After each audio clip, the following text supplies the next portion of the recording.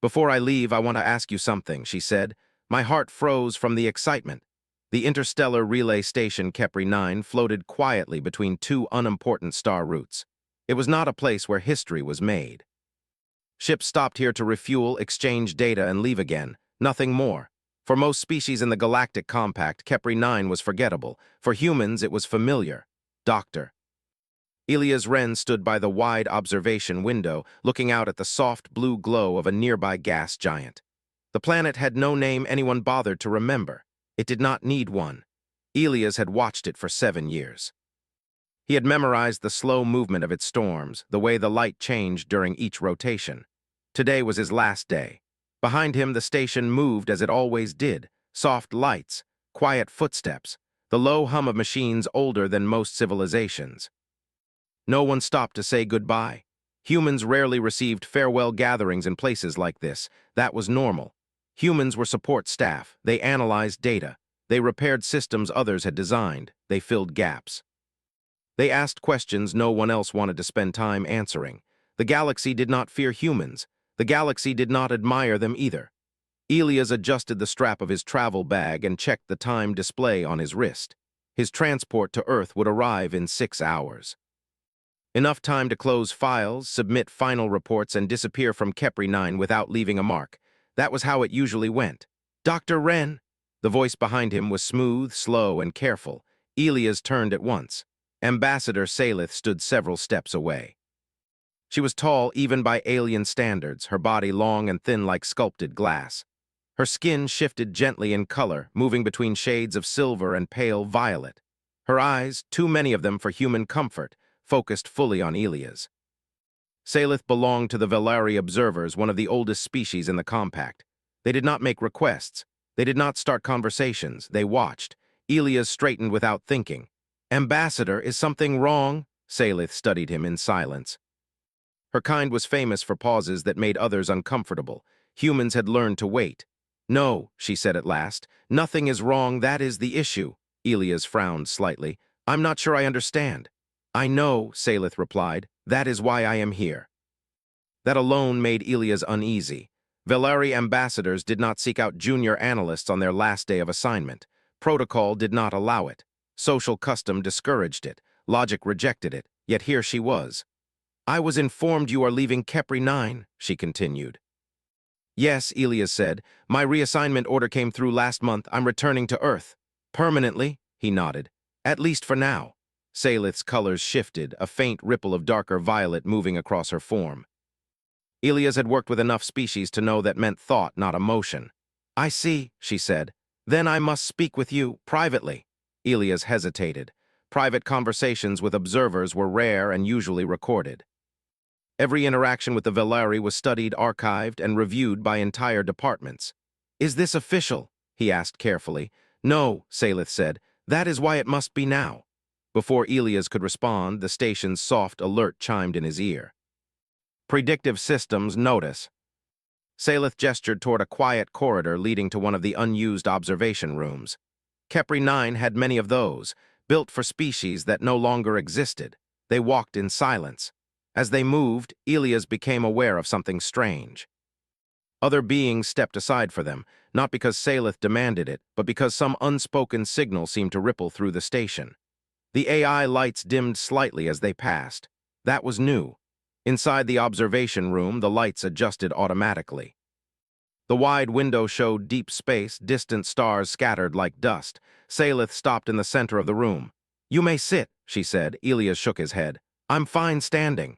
As you wish. Another pause, then she spoke words Elias never expected to hear from her species. I have been studying humanity. Elias blinked. I assumed you already were.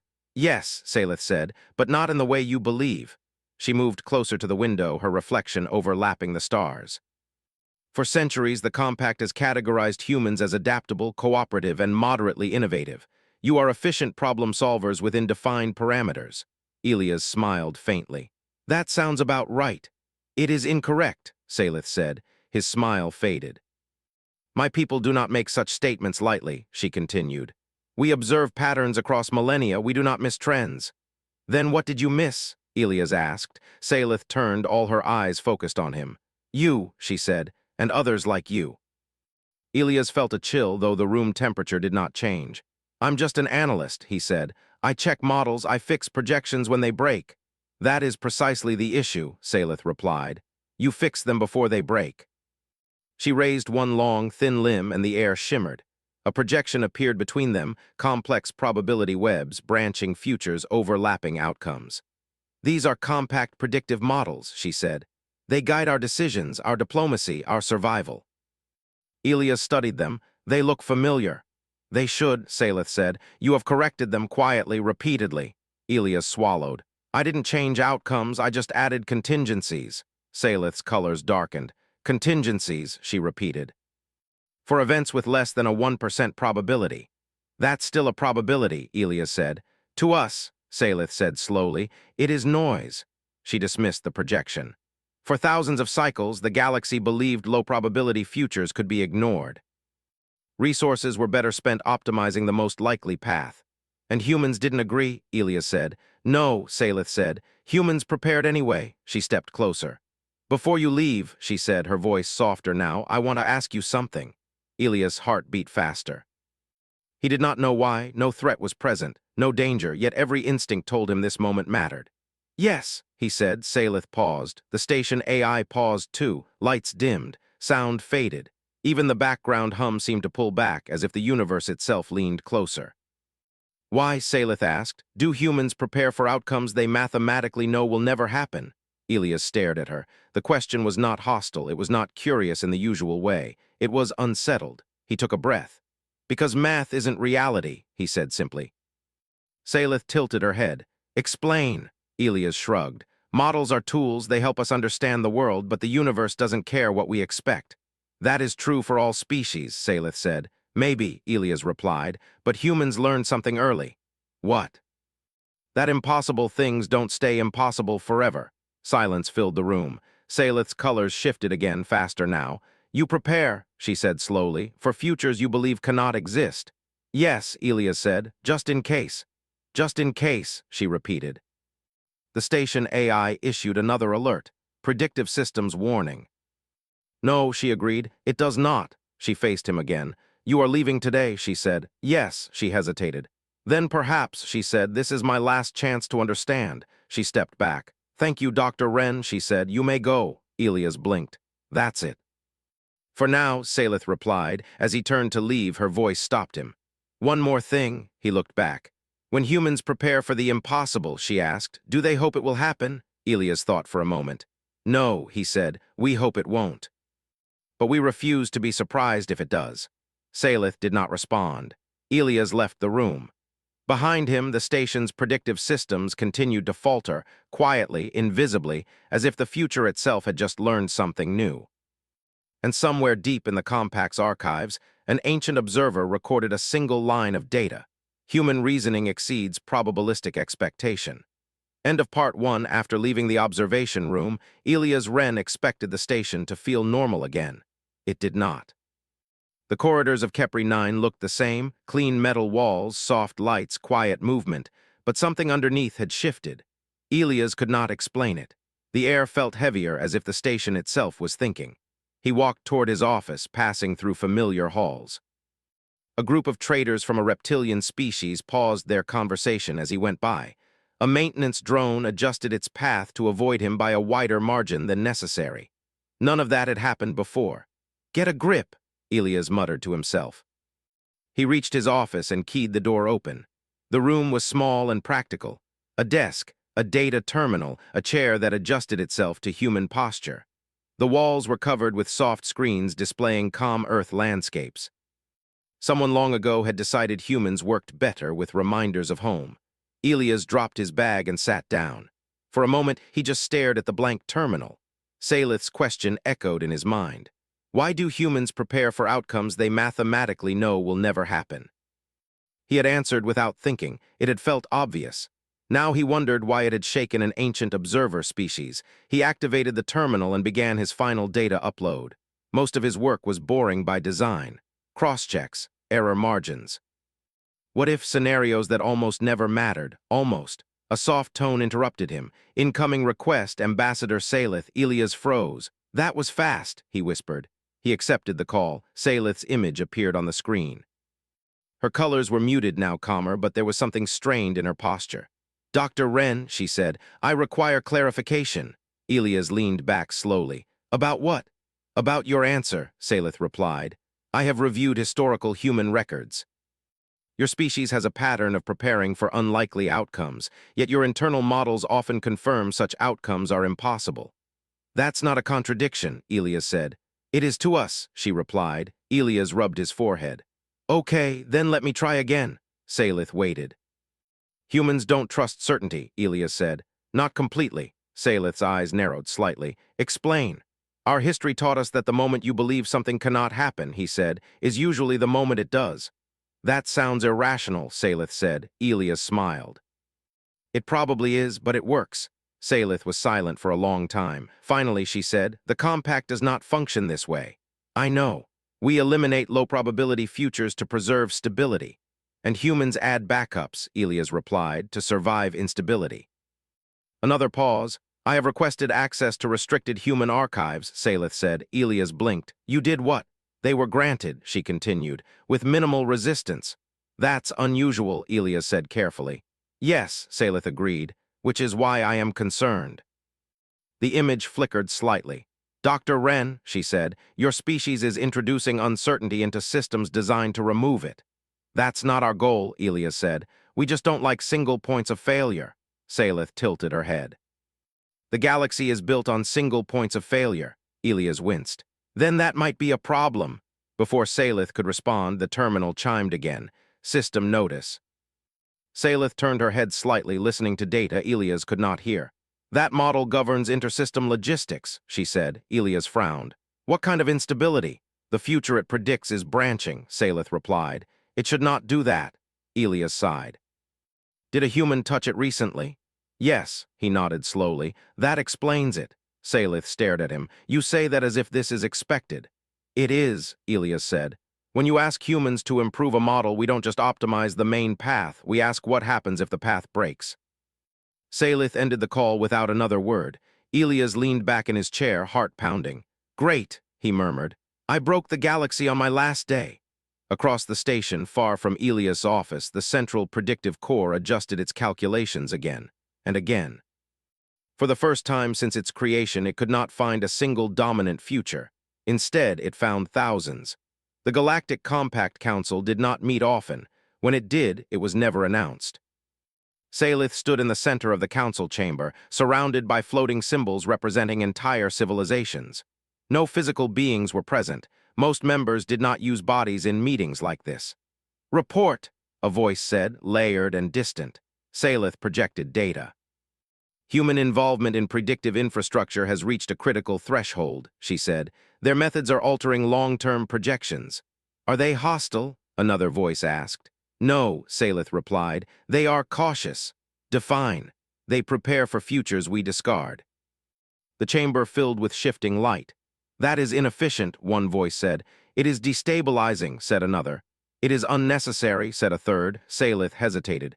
"It is effective," she added. Silence followed. "Our survival depends on prediction," the first voice said. "If models lose confidence, then the illusion of certainty breaks," Salith finished. "That illusion is stability," the voice replied. Salith's colors darkened. "Or it is blindness," she said. The council did not respond. Back on Kepri 9, Elias received his departure confirmation, 2 hours remaining. He packed the last of his belongings, small personal items he had kept tucked away, a photo of Earth's oceans, a cracked mug with faded writing. He paused when another message appeared. "Request Ambassador Salith, in person." Elias exhaled. "Of course." They met again in the observation room. This time, Salith did not waste time. "The council is debating humanity," she said. Elias stiffened. "That doesn't sound good." "It is not hostile," she said quickly. "But it is serious." "What's the issue?" he asked. "You make the future harder to control," Salith replied. Elias frowned. "The future isn't meant to be controlled." "That belief," Salith said, "is rare." She stepped closer. "I reviewed human history," she said. "Plagues. Disasters, near-extinction events." Elias nodded. "You survived not because you predicted them," she continued, "but because you planned for failure." "Yes," Salith's voice softened.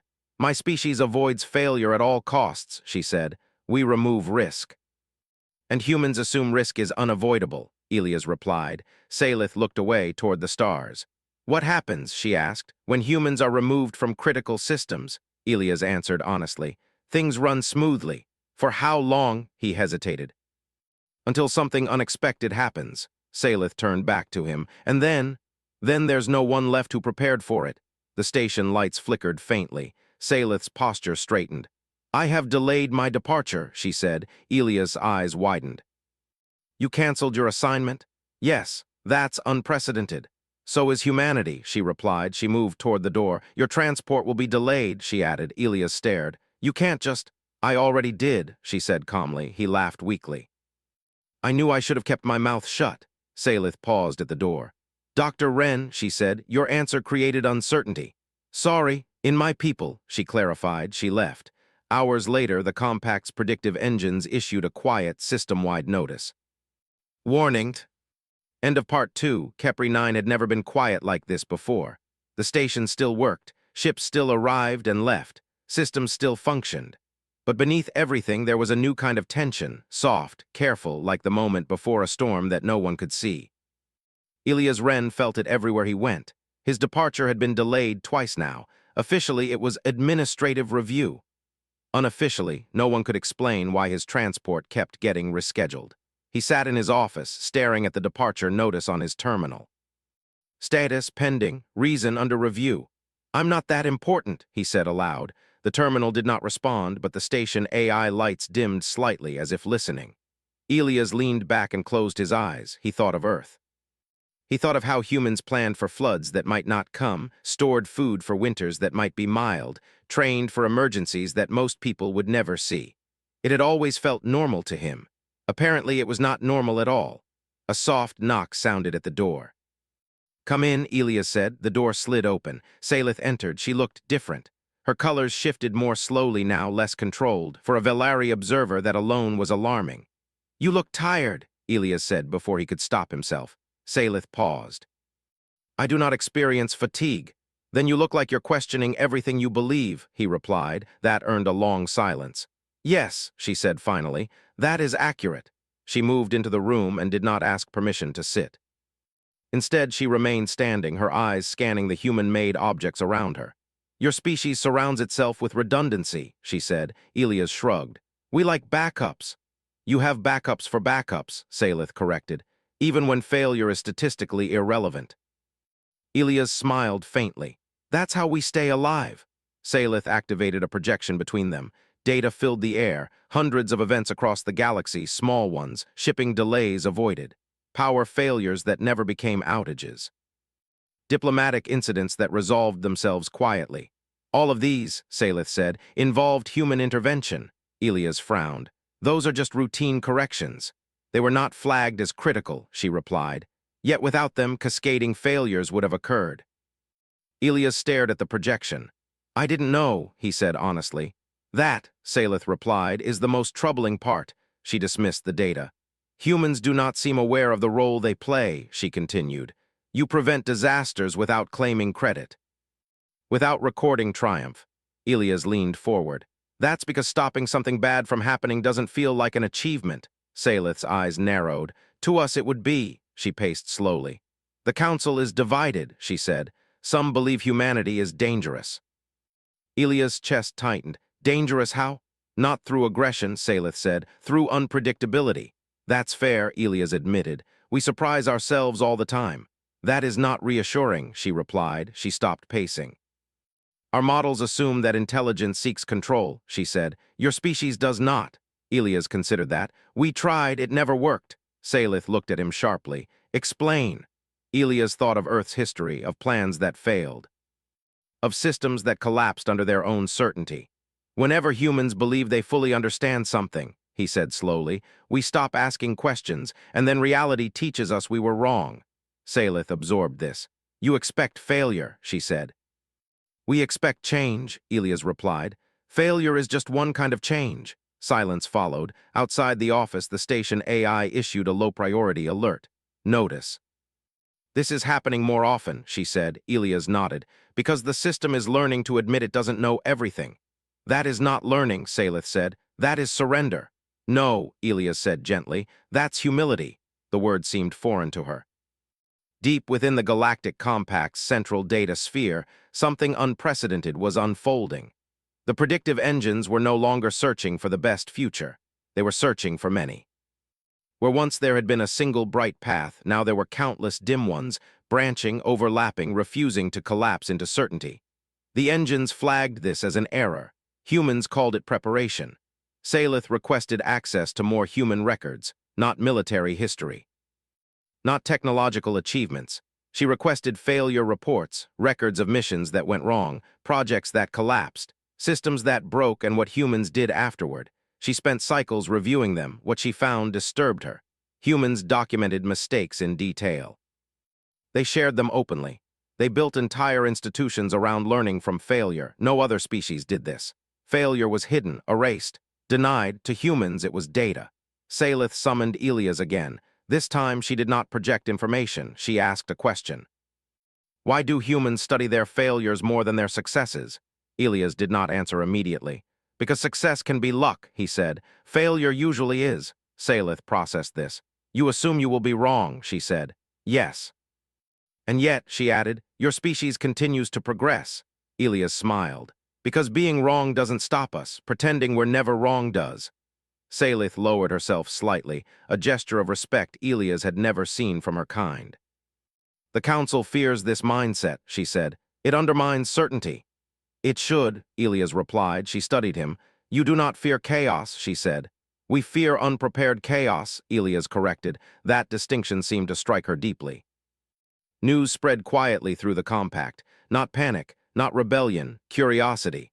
Other species began requesting human consultants not for innovation but for risk planning. Humans were asked strange questions. What if our star behaves unexpectedly? What if our prediction models fail simultaneously? What if something happens that no one has imagined? Humans answered calmly. We don't know, they said, but here's how we'd prepare. The compact did not know what to do with that. Elias received another message. Transport status delayed indefinitely, he sighed. Salith appeared at his door moments later. The council has made a decision, she said. Elias stood. Am I in trouble? No, she replied. You are reassigned. To where? She hesitated. Everywhere, she said. He blinked. That's not a place. It is now, she replied. She gestured and a new projection appeared, nodes across the galaxy, all marked with the same symbol, human fallback layer. The compact will not remove humans from critical systems, Salith said. Nor will it allow you to control them. That sounds like a compromise, Elias said. It is a concession, she replied. To what? To uncertainty. She met his eyes. To the idea that the future cannot be fully known. Elias felt a strange mix of pride and fear. What happens now? He asked. Salith turned toward the stars. Now, she said, the galaxy learns to plan the way humans always have. She paused. Without guarantees. Outside, Kepri 9 continued to orbit quietly. But somewhere deep in its systems, the future was no longer frozen into a single shape. It was alive. And for the first time, the galaxy was ready for that. End of Part 3, the galaxy did not panic. That surprised everyone. When the Galactic Compact announced the creation of the human fallback layer, there were no alarms, no emergency sessions, no public declarations of fear. Instead, there was confusion. Quiet, thoughtful confusion. No one knew exactly what humans were now responsible for. Not even the humans. Elias Wren stood in a new room on Kepri 9, one that had not existed a week earlier. The walls were wider, the screens larger. Data flowed across them in slow, careful streams, as if the station itself was trying not to overwhelm him. At the center of the main screen were words he had never expected to see. Role assignment. The station AI responded for the first time without being prompted. Clarification. That did not make him feel better. Across the galaxy, similar rooms were appearing. Not command centers, not control hubs, fallback rooms, each one staffed by humans or human-trained teams, whose job was simple and impossible at the same time. Prepare for what no model could predict. Most species did not understand the purpose. Some resented it. If humans do nothing, one trade consortium complained, why do they have access to everything? The answer, when it came, was uncomfortable. Because when humans did nothing, it meant nothing had gone wrong yet. Salith visited Elias often now, not as an observer, as a participant. She entered his new workspace without ceremony, her colors calmer than before but still unsettled. "You are becoming a reference point," she said. Elias looked up from a projection of supply routes.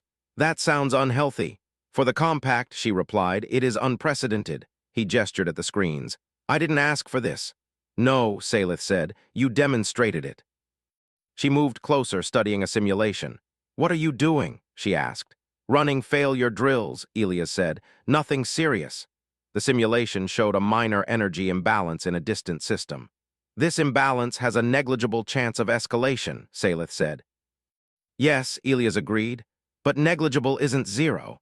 She watched as he added layers, alternate routes, delayed responses, soft interventions that did not correct the problem directly but reduced stress around it. "You are not fixing the issue," she said. "I'm making sure it can't become a crisis," Elias replied. Salith was quiet. "The compact would normally intervene directly," she said. "And create dependencies," Elias answered. "Then when the intervention fails, everything collapses."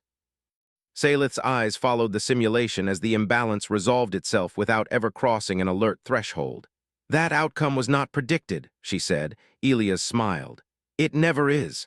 Not everyone welcomed the change. Some species relied on certainty the way humans relied on oxygen. One civilization, ancient, mathematically precise, filed a formal complaint. Their representative addressed the council. "Human involvement has reduced predictive confidence by 12%, the being said. "We consider this unacceptable." Salith stood before the council once more. "Predictive confidence is not the same as survival probability," she replied. The chamber shifted uneasily. "Our models have guided us for ages," the representative said. "Without certainty, how do we plan?" Salith answered with words she never expected to speak. "You plan to adapt." That single sentence rippled through the compact.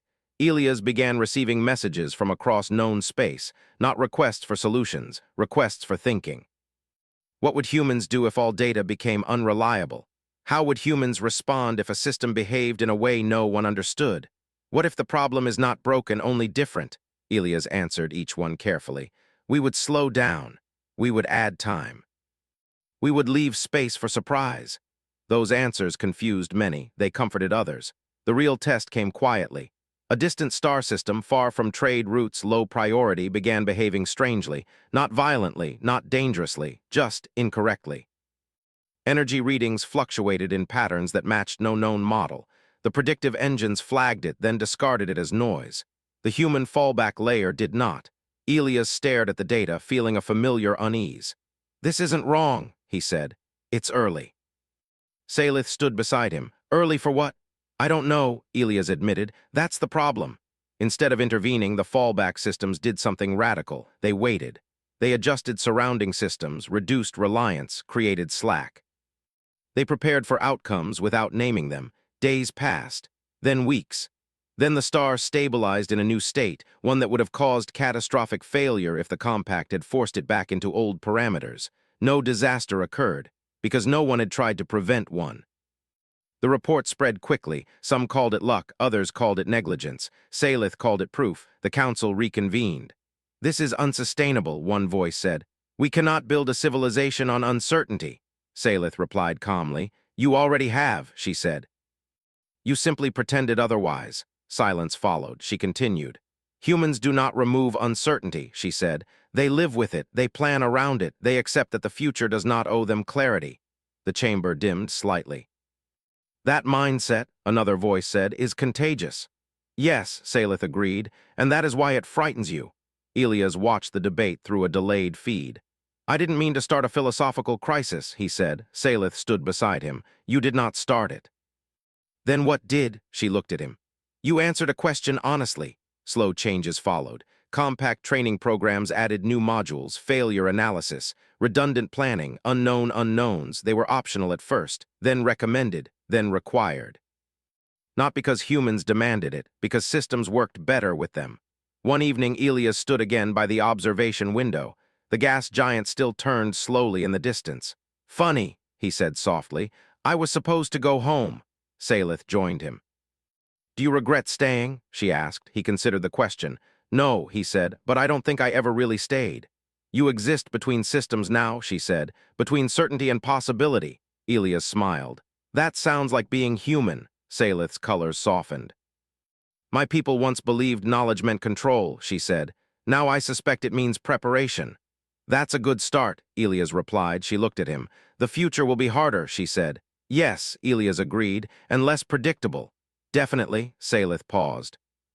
Yet I believe we will survive it better, she said. Elias nodded. So do I. Far across the galaxy, the predictive engines continued their work. They no longer searched for a single future. They searched for resilience. And for the first time in history, the galaxy did not ask what would happen next.